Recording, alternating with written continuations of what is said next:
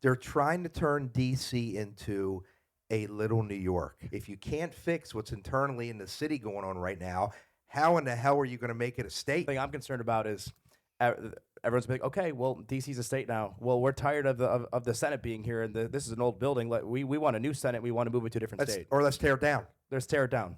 But I feel like the arguments you're making is like you don't like how DC is run, you don't like this about DC, so they don't deserve to be a state. The argument is no.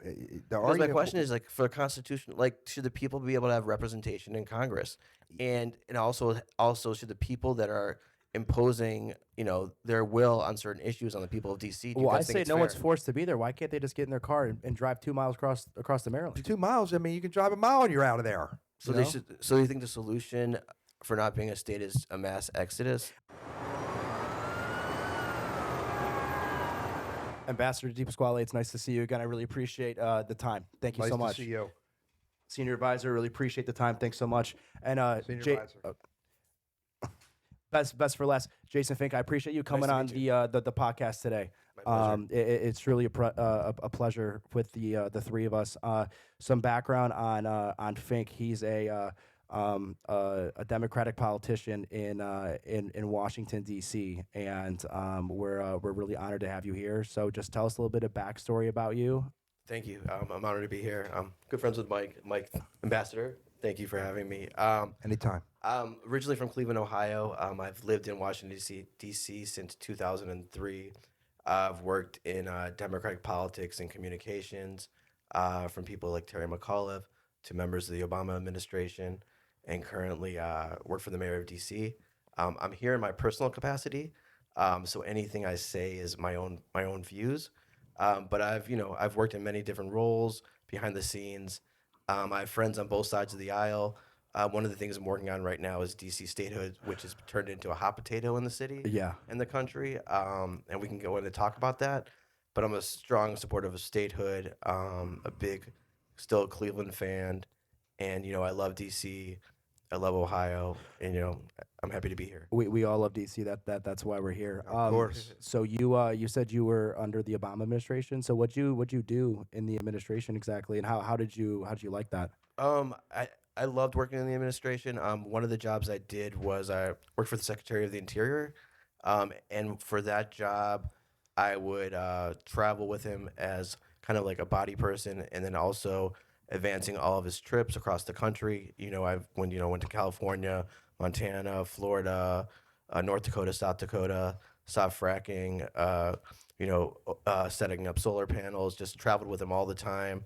You travel 2 weeks out of every month, planning trips and, then going with him and executing them and trying to be strategic in what we do, whether we're doing like offshore drilling or, like I said, fracking regulations. It was just an exciting time.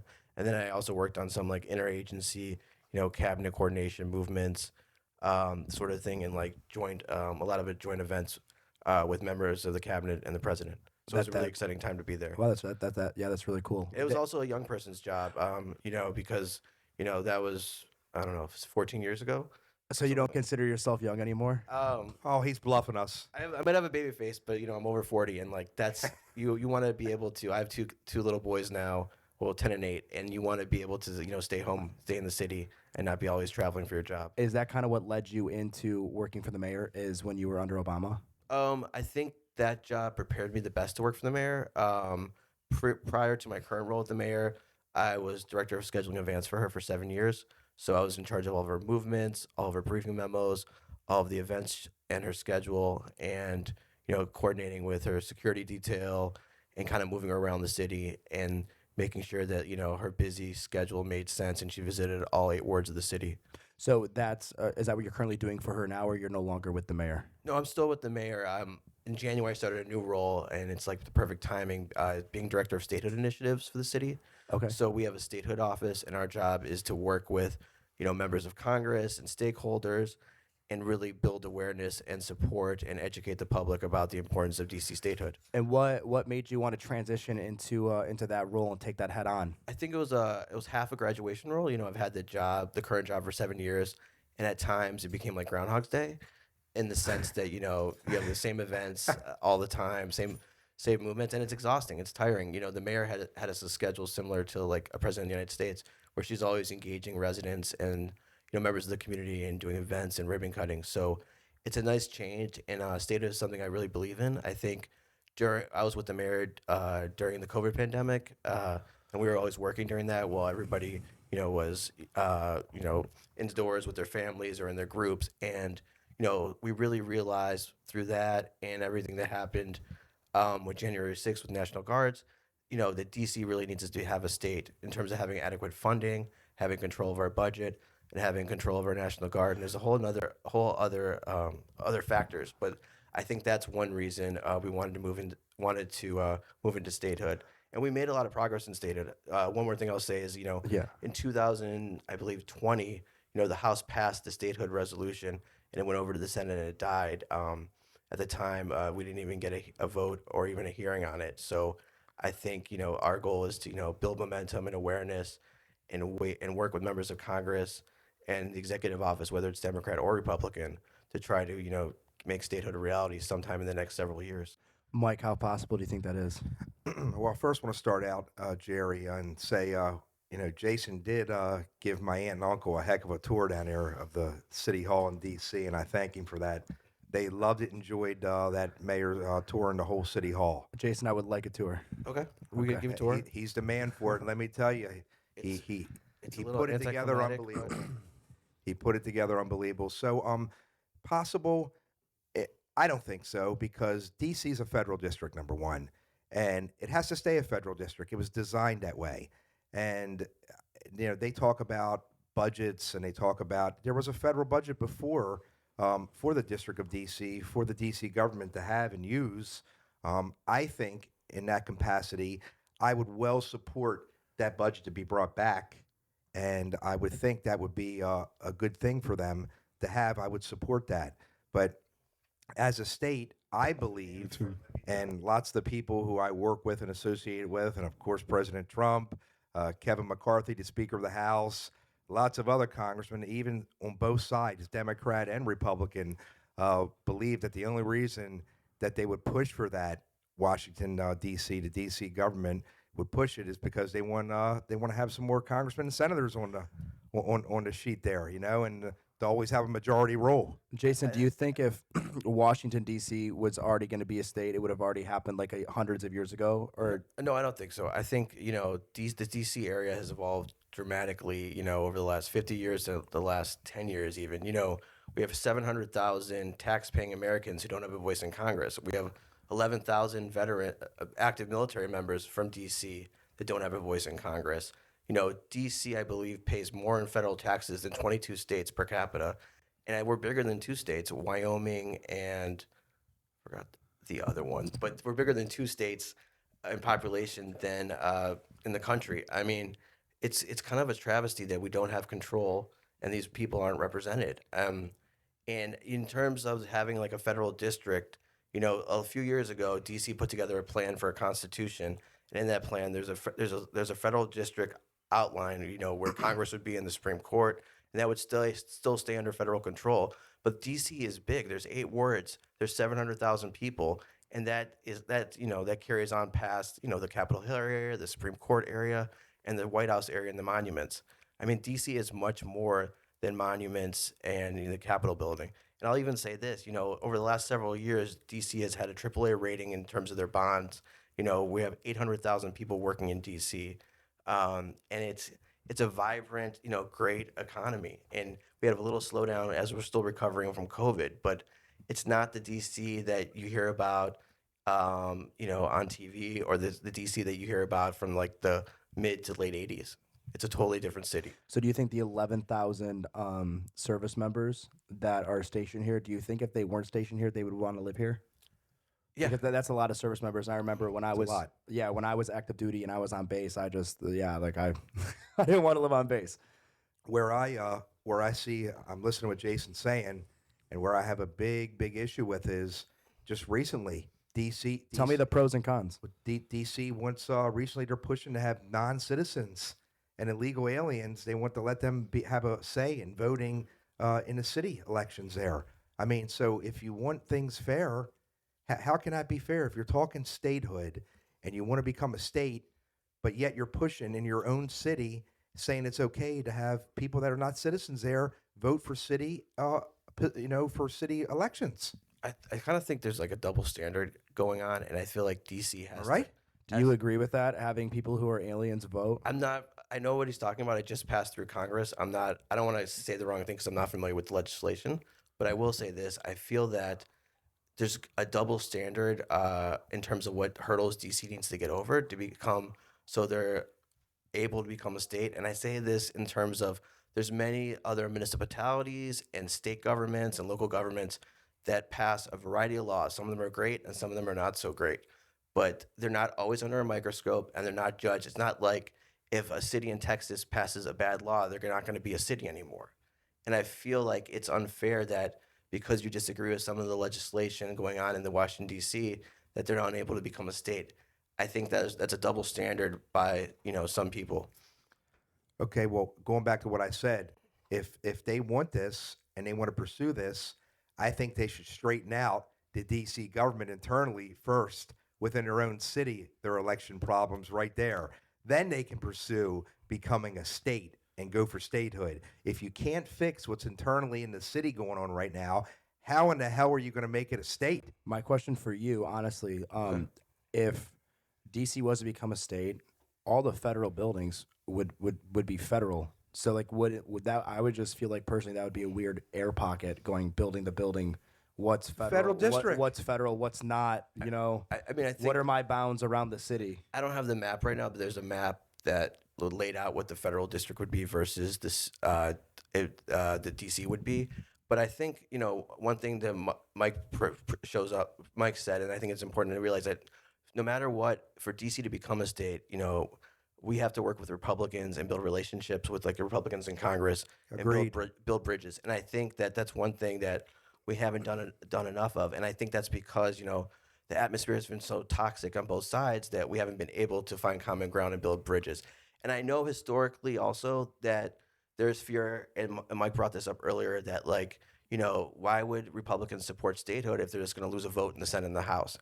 And there's been talk about going in with Puerto Rico, and like historically, lots of states joined the union when they came in with another state. Correct. And I think that's one solution to work towards. But I think it's not. I know it's not realistic for this to happen, but it's not that it's fair. But for the only reason for DC not to become a state is because they don't want to lose a vote. I just think it goes against some of the constitutional rights that people aren't being given because they live in DC. So we got to come up with a median then, just like I said in one of the other podcasts.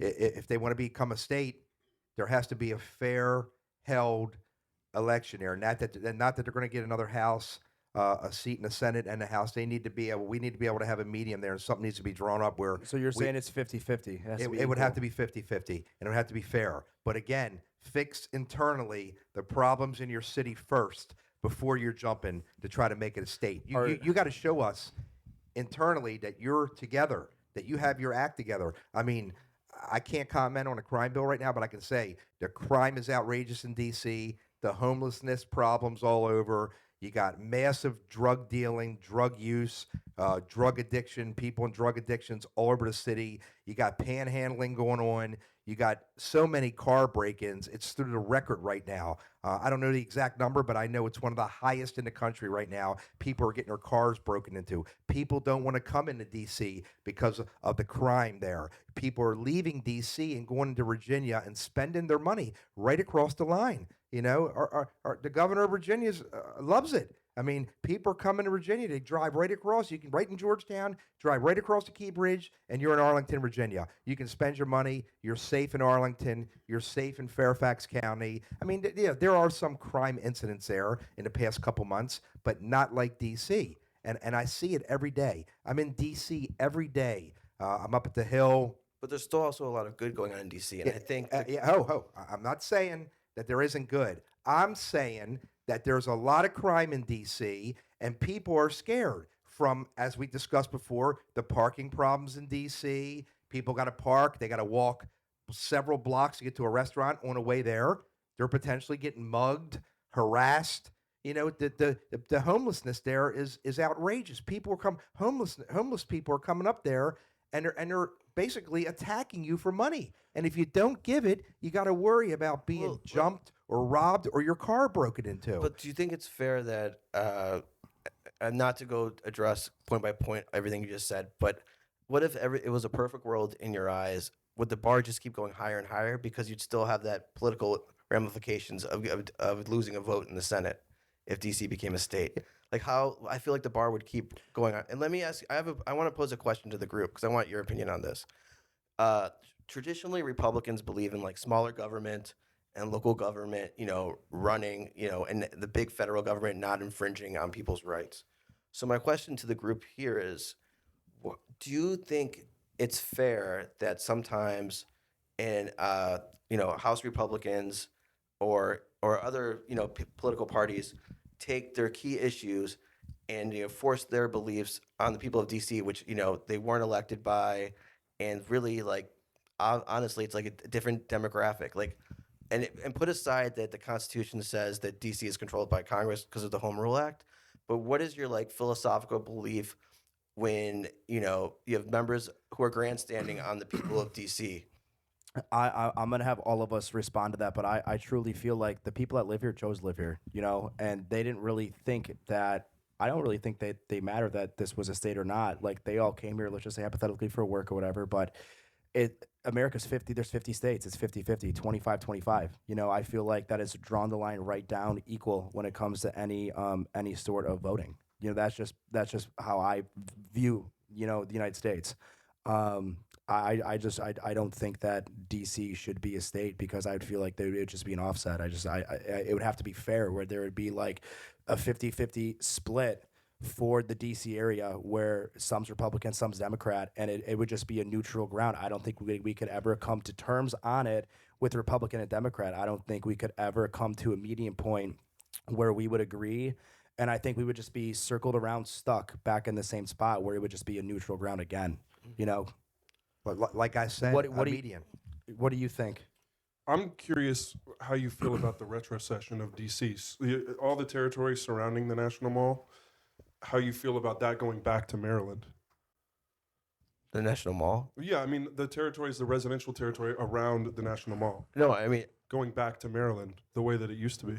No, I think it should stay within D.C. We don't want to become part of Maryland.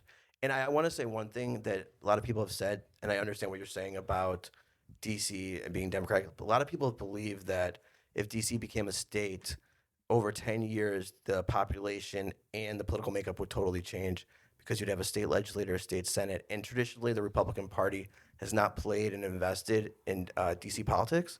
And because a lot of it's because there wasn't anything at stake. And I think you'd see, and you tell me this, that there's a lot of independent voters in DC from different economic and demographic makeups, and I feel like you would see a different type of more competitive election. So traditionally, the Democratic primary is the big election in DC because the Republicans don't run a candidate, or if they do, they don't invest in them, and they get like a small percentage of votes. But I feel like that would change if it was a state. A reason why I think this is unfair because the 11,000 service members, they're living on base, and that base is federal property. But you're saying these 11,000 service members, they don't have like rights to vote, or I mean, like let me take that back, rights to vote for for DC because it's not a state. Or representatives.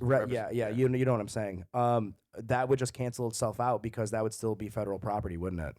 So there's 11,000 people who live on that federal property. Like it's not like they're going to be able to vote for the state of DC. So how would that circle in if that's federal property? I'm not I'm not active or former military, but I would ask you guys that, like, if you have a residency, in DC, and that's your voting address, versus if you're stationed somewhere. I'm assuming you still do mail-in ballots and get to vote. Like if I'm from Cleveland, but I'm stationed, at the Germany Air Force Base. Mail it in. I'm still an Ohio resident, right? Well, yeah. Like for instance, I'm a Michigan resident because I was stationed here. I was actually at JBAB in DC. Okay. But I was forced to live on base. I couldn't live off base. That's where I would like for the year and a half, 2 years I was in before you got me out. I was on base. But did you vote Michigan? Yeah, mail-in ballot. So it would be the same thing. I mean, but like, so you're saying that those 11,000 service members who are on base, you're gonna tell them to go get housing in DC so they can have mail-in ballots? No, I'm saying they're from DC originally. Okay, so the 11,000 service members I'm talking about, you're saying they're all originally from DC. They Yeah. live in DC. Yeah, they all have DC addresses. So the 11th, okay. That's what I'm saying. Yeah. So that they would have to get DC addresses, or the federal, I understand. the military would have to put the I'm saying address yeah. for there, Yeah. Okay. which I don't think they're going to do. Well, I'm thinking the 11,000 service members are people who are like 20, 30-year vets who are actually inside like the Capitol Hill, like inside all the actual like federal buildings. Like that's my understanding. I'm not like when I was a dog handler on base, like I was just a regular Joe Schmo. So when I hear the 11,000, I'm thinking they're in actual federal buildings, you know, who are actually in DC. Yep. So like there's probably significantly more service members in DC than 11,000, the ones that you're quoting us on, because those are only the mail-in ballots for the people who have addresses in DC. So there's probably significantly more. Yeah, I'm saying 11,000 based on the census and based on, you know, what we get from the you know, National Guard who tells us the Pentagon. Mike, so tell me a little bit about your relationship with the DC government, and then elaborate a little bit more about how your relationship with the DC government is going to kind of chime in with statehood. Okay, so you know, we're trying to build a relationship together. There's several things on the table that I can't speak about, but I can tell you we're trying to come to a median level, and I feel that if we can work together on a lot of issues, including some of this that Jason's talked about, we could come a long way. But again, both sides would have to give. I've known the DC government a long time. I'm in contact with a lot of people in the government. Of course, I'm very close with Jason. He's a good guy. Even if we don't agree on the same things, we're not on the same sides, but we're still close friends, and we discuss politics a lot and what's going on, and we can sit down and eat, you know, grab a soda, take a walk and talk, and still discuss our you know, our topics with each other and disagree and agree and still maintain a friendship. What I'm looking for right now is when I got my new firm starting, PolitiConnect, I'm hoping that the DC government and us can do business, and we can make that connection from their side to our side, which you know, wouldn't be a problem if we can all sit down together and we can, you know, sit down and do a kind of like a meeting and bring all our heads together and at least try to come to a sensible agreement instead of all this arguing and fighting and turmoil. Jason, what's the current population of DC right now? And if it ever became a state, do you believe in yourself that more people would move to the DC area? And is there even could we even house more people than we already have in the DC area? That's a great question. So currently, and if I might be off a little bit, you know, there's a little over 700,000 people, the residents in DC. It dropped off a little bit post-pandemic. It was on the rise, and then it kind of like trailed off, and now it's kind of plateaued. One of the mayor's biggest goals is, you know, to have, you know, increase affordable housing and just regular housing and development in the city. And you know, and if you look anywhere in the city, like if you look at the Navy Yard, how it looks today versus 5 years ago. If you look at the areas of Ward 5 where Union Market is, how it looks today versus 5 years ago. If you look at even like, you know, Noma and Mount Vernon neighborhoods, which is like near Capitol Hill, and how that looks and how it's grown. There's scaffolding all over the city still. You know, the city is constantly, you know, building, you know, diverse types of housing, whether it's 2-bedroom, 3 bedrooms, senior living, senior apartments and affordable housing, workforce housing. I think that definitely there's housing, and I definitely feel like more people will come into the city and more businesses continue to come into the city all the time and make it their headquarters. Do you know how many people live in America currently right now? Do you guys know the population? I do not. Do you know? AK, can you look up the population, please? I want to find out this number real quick. I can tell you. 331 million. You said 330 million? Yeah. So would you agree or disagree with me that there's 330 million Americans in America? Would you agree that half that 700,000, let's say 350,000 people out of the 333 million Americans are government workers? Do you think they're here for the federal government? I actually do not. I don't want to comment on that because I don't have the exact data. I know where you're going with that, but I will say that a large number of federal workers live in Virginia and Maryland.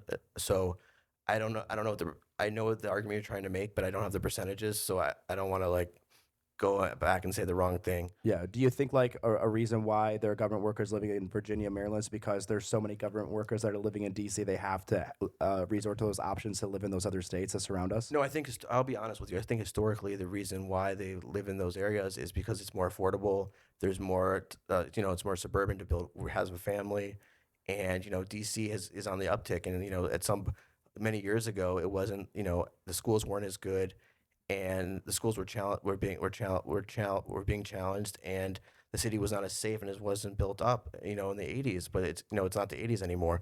But and during that time, you have great suburbs in like Arlington and Fairfax. But I just told you that the crime statistics are worse there.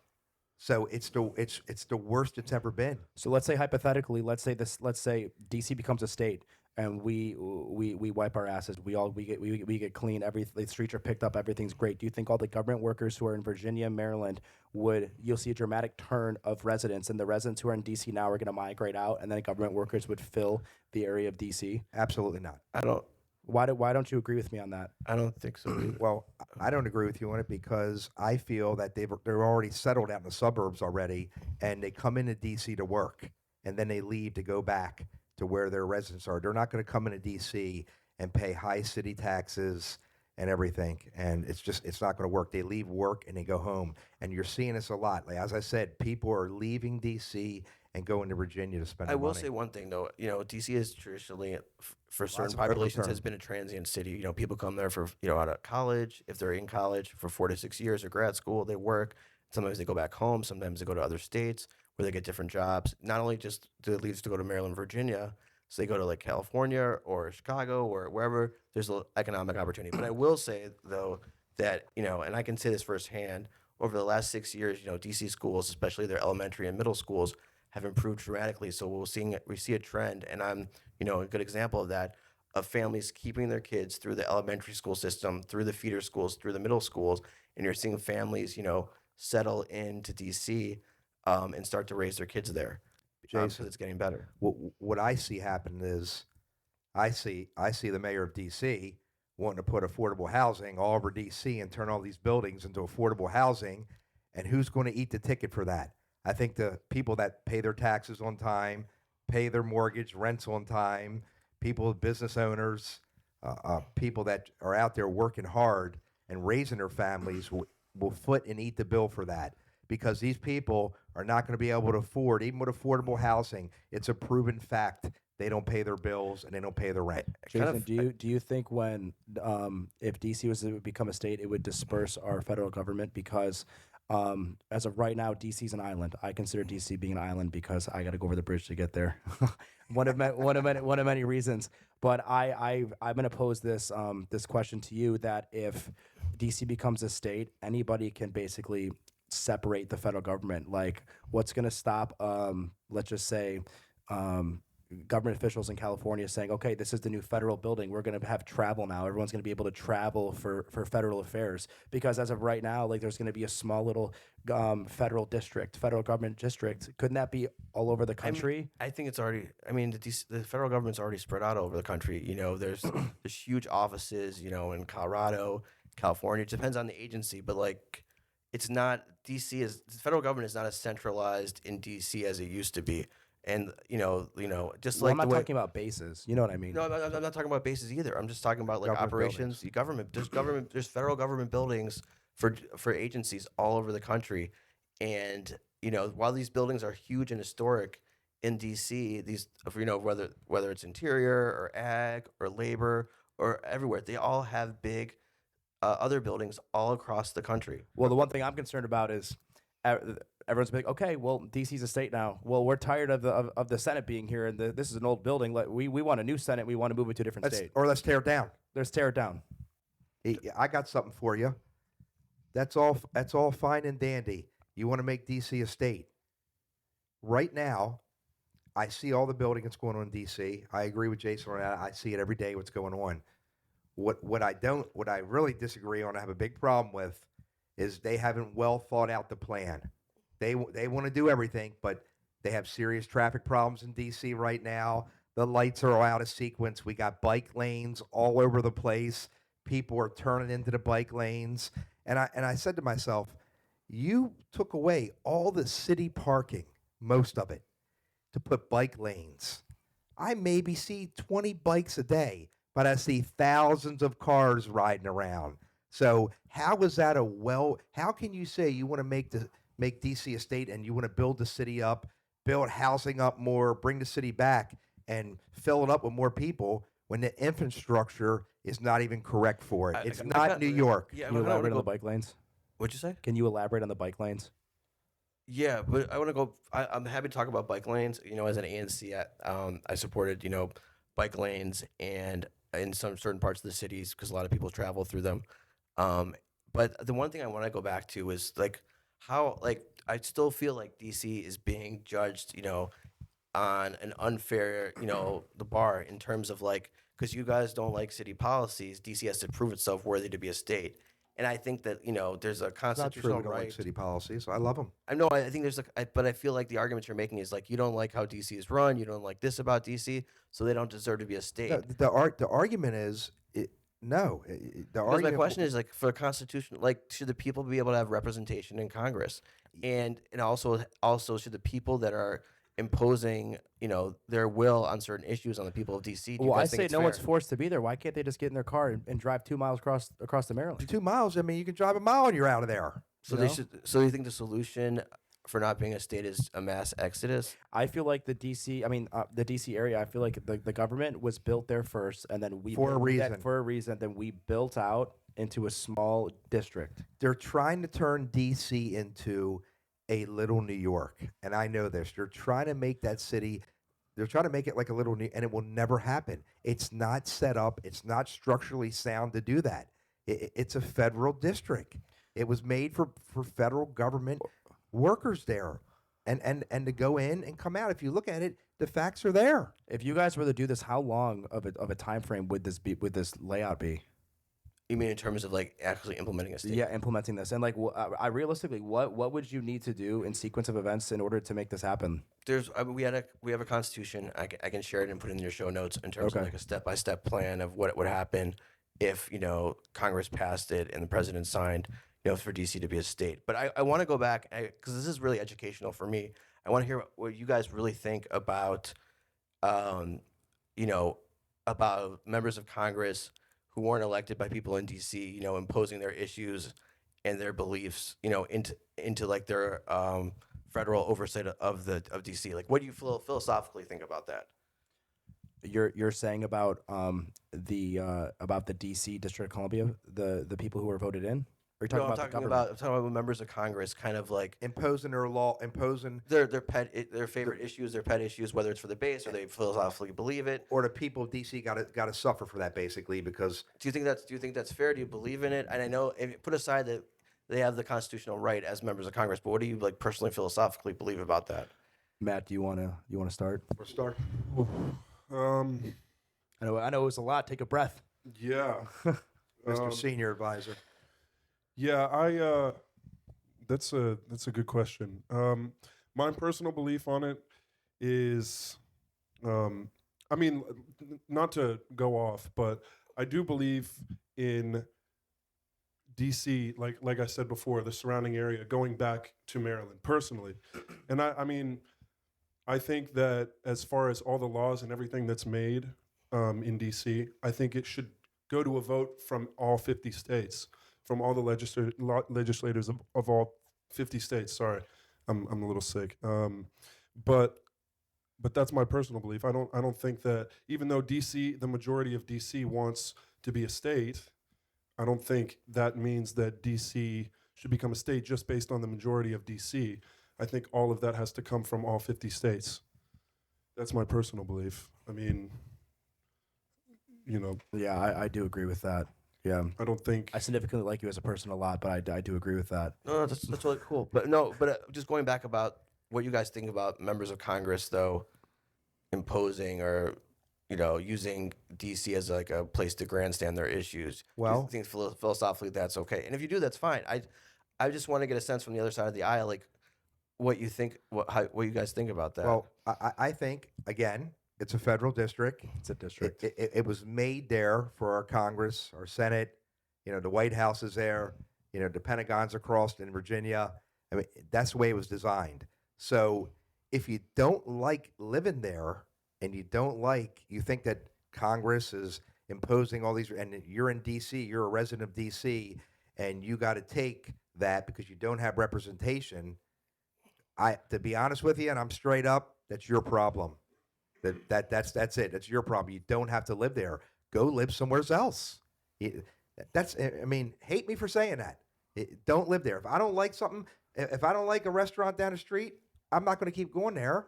If I don't like a certain neighborhood, I'm not going to keep going there. Jason, I truly think that the reason why DC became a district was to house the government officials that were here originally. And this is like 100 to 300 years ago. That's the whole purpose of it being the district. And it just throughout time it just slowly changed, and people are going in and out. Like, don't get me wrong, there are still government officials who do live in DC, and then there are just regular civilians who live in DC because they're attracted to the city. There's also multi-generation Washingtonians who have lived there. The DC government thinks that by doing more affordable housing and pumping DC up with more people, that they're going to sway them to vote citily for in the city for them internally. So the DC they already have their own government. What else do you want to change? No, they have their own mayor, but we don't have, as you can see, they don't have representation. Not going into current events, but like as you can see, like if Congress wants to, we don't have control over our own laws. Because at any time Congress can try to overrule them. Because it's a federal district. I feel like the laws, you can't control all your laws because it's to protect the people that are politically there. Well, the White House is there. The president's there. I don't think the Senate, the House. I mean, the White House.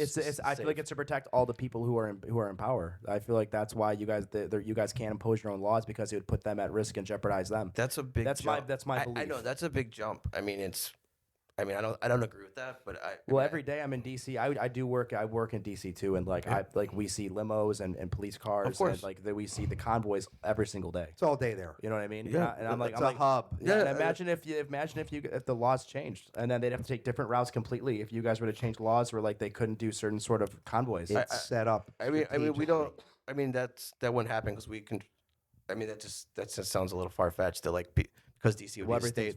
We couldn't have motorcades, which or different type of movements for cabinet officials or dignitaries. That just seems a little absurd. But I will say that DC is trying to has a large population growth, and we are trying to economically expand, open restaurants, open housing, open grocery stores. Yeah, but you got to fix your infrastructure first before you do all that. You can't just go do that. So how would you fix infrastructure? Again, sir, it's a federal district, right? So infrastructure, it's not made to be some super power city. It's the government's there. Our hub is there. Like you said about transportation issues, there's national security issues when changing DC, if you made it a state. There's a lot of issues there. I don't think any of the national security issues would change at all. I think that's just like a fear-mongering argument. But I do have one question. What would it take to get Republican support of statehood, if it's possible? As what would Ambassador, that would be a question for you. Well, as I said to you earlier, we would have to come to some median level where you guys won't use an extra House seat or Senate seat in there to overrule us. And I believe 100 million %, along with lots of other members of Congress and people in our party as well, and even on your side, some of your people over there believe it too, that is the only reason that DC wants to be a state, so they can have that extra voting power and to overrule it all the time. And that's the talk of it all. So we would have to come to a median level.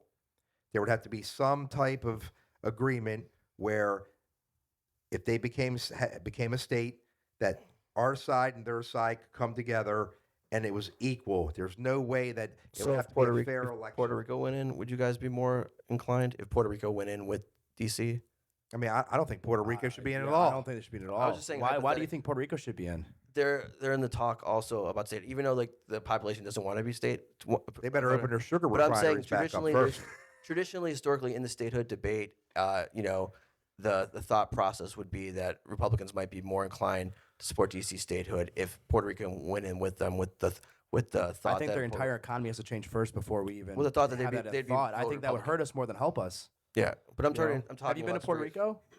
I'm not touching that one, but I'm saying in Okay. terms of like Democrat Republican, like evening it out. You know, if you think DC is going to have Democratic votes and Republicans going to have Republican votes, that's all I'm saying. Is that the thought process would be like that way it wouldn't disrupt the balance. So you're saying if Puerto Rico went in on it, they would be. Oh, I'm asking you guys. Well, no, I'm asking you back. They would become a state. No, there's. You want to? No. Yeah, go ahead. No, please explain Go this to ahead. me. No, the thought has always been that like DC, you know, traditionally a lot of the states in the union, as I said earlier in the podcast, have gone in you know twos. Yeah, I understand that. So the thought process people have said if like DC and both Puerto Rico both went in, it would go in as two, and and then they bould both be called Washington D.C. no, they'd be two separate states. Okay. But the thing would be is that you know they would assume that Puerto Rico would be would elect Republicans and DC would have Democrats to kind of ease the argument that you know Republicans by making DC a state would be losing you know a vote, which you know in tight elections or a tight Senate could change you know the course of legislation. But where does it stop? So I don't Puerto know. Rico comes in, Guam comes in, Virgin Islands come in, American Samoa comes in. I mean, where does it stop? I mean, I don't think I know. You open up Pandora's box, Next thing you know, the whole planet wants to become America. right? Just draw another hear- I circle hear around here, and right, No, I everything's America. Everything's everything is already America. How would that work with everybody becoming a citizen out over there in Puerto Rico? I'm not advocating. I'm not getting into the logistics of it. I'm just saying that's Well, that's something that you guys are trying to like. no, we're not advocating for that. That's just something. Those are just you know in the circles of like statehood when people have talked about it. That's one of the like the compromising thoughts. Can I, That's can, been can I, can I yeah. chime in, Jason? Sure. Yeah, so I mean, I guess so because I'm sure, you know, when all the DC government is all over in Puerto Rico all the time, you know, that's their vacation spot. So I guess they're discussing it there. I mean, I don't know about that, Mike, but I Don't do get know the that, secrets out. I do know that like you know, statehood has been an issue in Puerto Rico for a long time, just like DC historically. Yeah. And I you know, think, and I know, like actually, I believe, and if I'm wrong, don't kill me, people listening to the podcast, that Puerto Rico, like I think, voted against becoming a state, or like I believe it internally. did. Yeah. So like the population was against Do it. you think Republican or Democrat, whoever gets nominated in office next, do you think are you guys still gonna hit this on Who's the head? getting nominated? Trump's getting nominated. He's in. You know, Do you, whoever gets nominated in the future, do you think this is still? Are you guys still gonna hit this on the head and give it the same exact amount of power? you mean focus? I'm towards saying focusing statehood? on statehood. Yeah, I think Yeah. so. I think you know we gave when Because right now it's I'm sorry to interrupt you. Because right now it's Democratic. You know, right now it's Democratic, and you guys and you're leading statehood. So- but let's just say, like hypothetically, if somebody gets nominated Republican Yeah. and you're still fighting statehood, do you think it's going to be harder? well let me just go back and say like you know when Mike's uncle was president, you know Go for it. no Mr. Trump, before before the beginning. Shout out to President Trump. We love you, sir. Donald Trump, I love you know, before and during the pandemic, you know, the House was Democratic, and we had, you know, we've had a lot of momentum and a lot of awareness and education about statehood. As I said earlier, it passed at hearings in the House. It on a vote, it passed the House of Representatives for the first time, I think, in history, and then it like stalled off in the Senate. So I think you know whoever is in leadership in the House or the U.S. Senate or the executive branch, we're going to work with them and try to build momentum and awareness, you know, in D.C. around elected officials and nationally around state officials, just to educate them and you know get them to you know join our you know advocacy for statehood. And I think like we're not going to give up less because a certain party is in power. We're still going to have the same beliefs, and we're still going to try to work with them. Copy. Roger that. As we spoke about before. Yeah. And trying to make a connection. Granted, it's going to be harder, but yeah, a lot harder depending on which political party is in power. Mike, I'm going to spin this on you. So you obviously know the most about Trump right now. What's going on with his current campaign? Well, you know, he's out there campaigning. He had a great speech in Iowa. People loved him. People were, you know, everywhere he goes at. I mean, it's full. It's overpacked. People are cheering for him. His ratings are up right now. He's got a lot of campaign stops lined up. We know he's going to do extremely well. He has a lot of supporters, and people on both sides right now are just supporting him. I mean, even the other side, the Democratic side, are for him because what's going on right now in office is horrible right now. Would you agree to disagree? I just, as a spectator, regardless of my political party, I just want to see the big Royal Rumble in Florida with DeSantis and Trump whenever they both go toe to toe in the primary, because DeSantis seems like a juggernaut right now. And granted, I don't support him at all. I'm against a lot of everything he's done in Florida. So you want to see DeSantis and Trump fight it out? It'll be interesting not gonna because happen. the last primary with not 2 primaries ago, Trump destroyed everybody in the Republican field, and even Jeb Bush we thought would be he killed Jeb Bush. He killed Ted Cruz. Not killed, sorry. He destroyed him electorally, and I just feel that it was it was a little letdown. Mike, why do you think Trump and DeSantis aren't going to go head and head? Because number one is, I mean, Trump is way more. His ratings are way more better. Number one, the people. He's the strongest in the Republican Party right now. He has a following. He's come through and done everything he said he was going to do, and I feel he did it not radically. He did it everything he said he was going to do. He executed it, okay, and he executed appointing the Supreme Court justices. He did. He's came through on everything he said he did, from getting our fuel prices back down to where they were supposed to be, making relations with Saudi Arabia, making relations with North Korea, making relations with Russia. DeSantis doesn't have any of that. He's the governor of Florida. And you think he'll always be the governor of Florida? I think he'll always be the governor of Florida. He's done well there, but there's a lot of things I don't agree with. Going after Disney, I think that should have been handled a different way. That's one of the largest employers in the state of Florida, probably around the world. Disney employs a lot of people, and you went after them. Do you think DeSantis is losing traction in Florida? That's why he's trying to run for president, trying to give it all his last little rumble? Yeah, I think he's lost a lot of traction with Trump, okay? I think Trump has taken the lead out of all his opponents that are trying to run in the Republican Party. I think, I'm pretty sure, and I know this for a fact anyway, Trump has the lead, and Trump will come through and be our next president. And what do you have to say about that? I will say, as a Democrat who doesn't have a horse in the race, but somebody who just watches the news and the media. Democrats have nobody. I will say I feel like DeSantis is peaking, and he's he's building up to this point to run in the Republican primary. I mean, I feel like, he was him and the governor of Texas, definitely carved a niche for themselves during the pandemic, and they built upon that on, a bunch of diverse issues in Florida. And I feel like, from my perspective, watching it from an outsider, it seems like he's peaking, where you hear about him in the news almost more than President Trump on a day-to-day basis. Granted, when Trump goes somewhere and says something, he's in the news, he dominates. But on the days that Trump is just living his life, DeSantis is the top Republican I'm seeing nationally on the TV. Yeah, but that doesn't matter, because Trump has the most people. It always rallies. No, I'm not saying it does. I'm just saying from observing. Jason, as surveys, it's news. We know fake news. As a Democratic politician, who are you looking forward to running? Well, I'm looking forward if the president decides to officially run for re-election. I'm excited to support him. Okay. Do you think he will run for re-election? I've heard on the news that he is, but besides that, I have no. You got to wake him up first. To be honest, I have no insight based on except what's on the news. Okay, and guys, we're a little short on time here. I want to talk about one more topic. I don't know if you guys are too educated on it or not, but Matt, do you want to kind of talk about Disney here a little bit and what was going on in the current events with them the last day or two? Yeah. So, as far as I haven't actually been reading as much on Disney personally, but I understand that Disney has been avoiding taxes for as long as I can remember.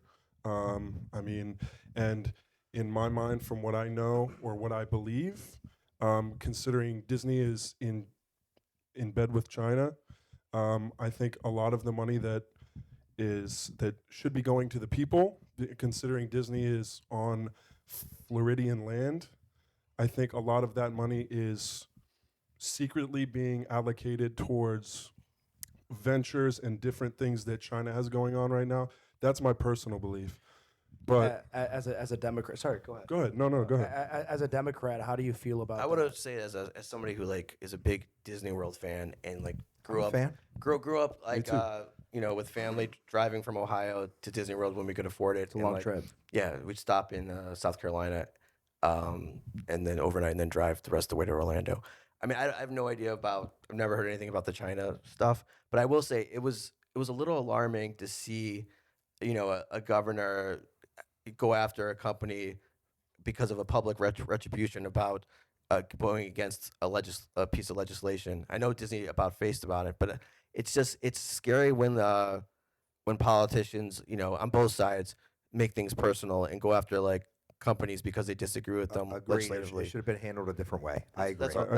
That's all I'm saying about that. And I'm happy we all come to agreement to something at this table tonight. yeah, Confirmed. Confirmed.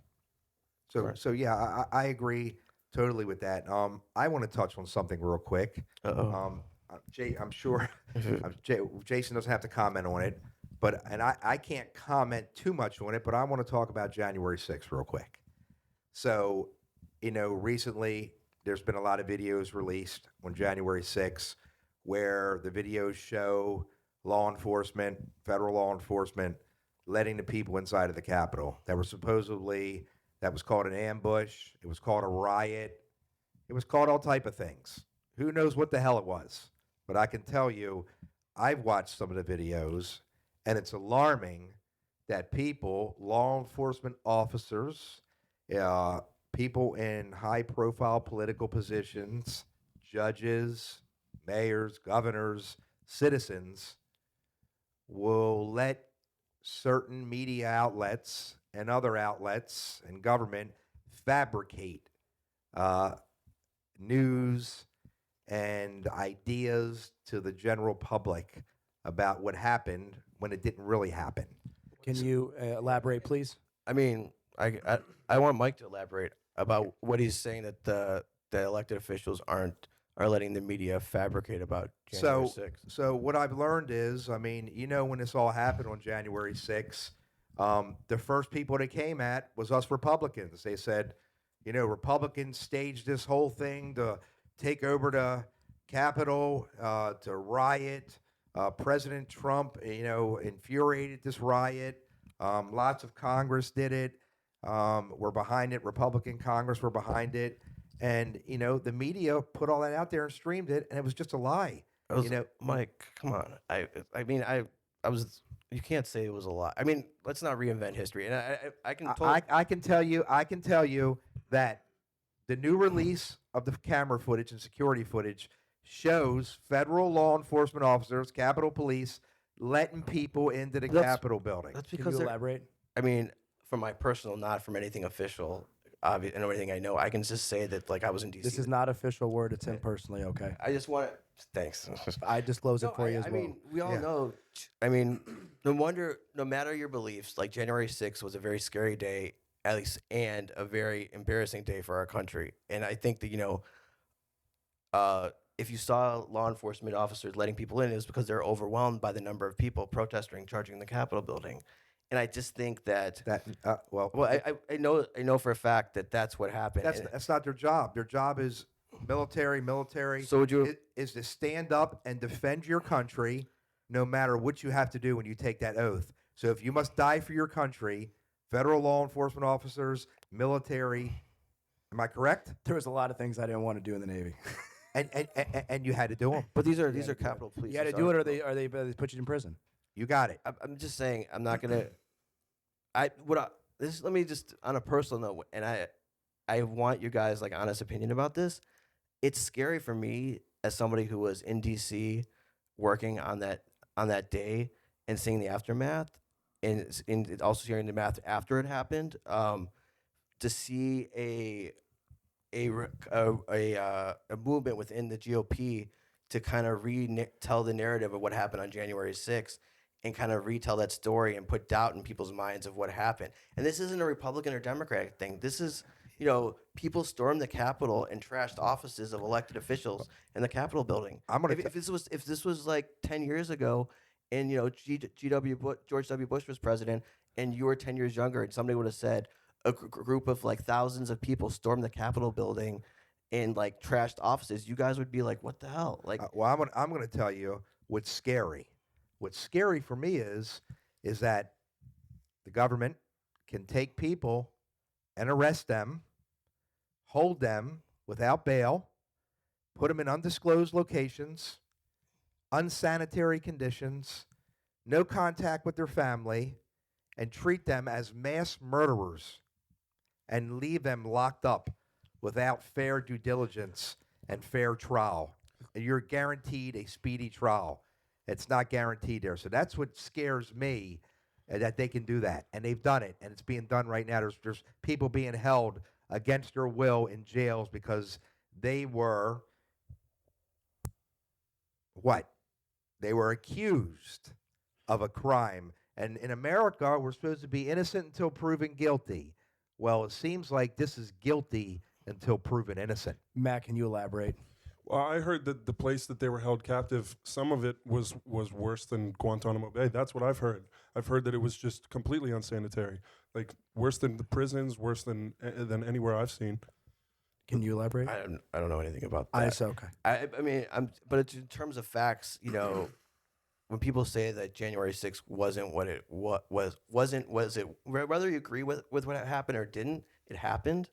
And like for people to say that it didn't happen the way that it did is kind of like no, but it didn't happen just from Republicans. They said that most of these people were MAGA supporters, Republicans. Well, there was people there from all walks of life. They're at a rally. I've come in contact with them. But they're in the rally supporting the president. At the time. Some of them were there. Some of them, Jason, were there for no reason at all. Some people were just dressed up in Trump hats, and they weren't even Trump supporters. They said some people were dressed in all types of costumes, and Dave even went up to some people and said, "Oh, do you know why you're here today?" And they said, "No, we're just joining the group."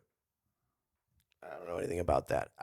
But I do know that, you know, people stormed the Capitol, people were hurt, some people were killed, and for elected officials, A veteran was killed. For elected officials to say otherwise is 11 just years in the Air Force. incomprehensible. I feel like, and I do know this, that if the situation was reversed and there's a group of progressive or Democrats that storm the Capitol, you know, your party would be up in arms.